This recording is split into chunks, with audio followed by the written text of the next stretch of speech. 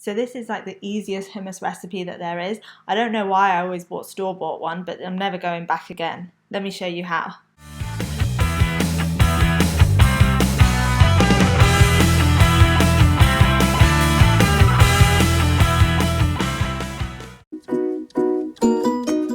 So the reason I love this recipe so much is that everything you need is in the kitchen and it takes less than 10 minutes.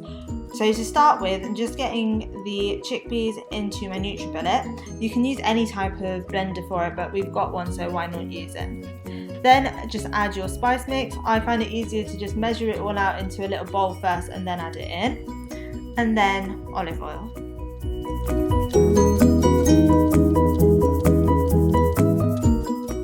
Good hummus also needs a bit of tahini. We've just gone in with 1 tablespoon for this recipe, but you can add a little bit extra if you like a stronger tahini taste. Lemon also adds another layer to our hummus, and we find that 1 lemon is enough, but be a bit careful because adding a bit too much more than that will make it a bit too tangy.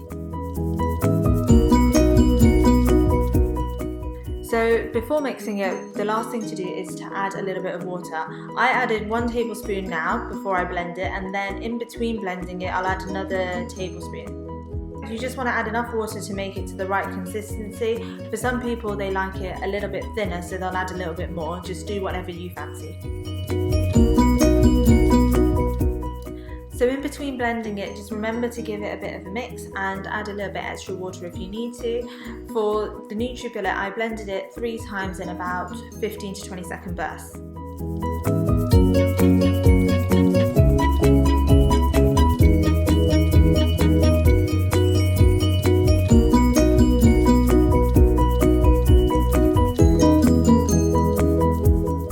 Once you're happy with the consistency, it's time to plate up.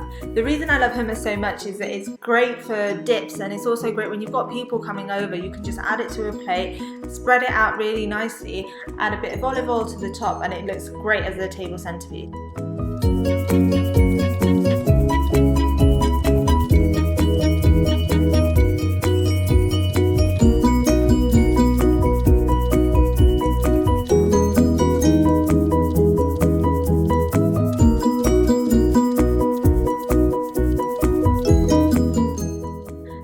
About hummus and this recipe is that you can add whatever you want to it to just make it to your own taste. For example, you can add a bit of extra spice if you want, or you can add roasted garlic.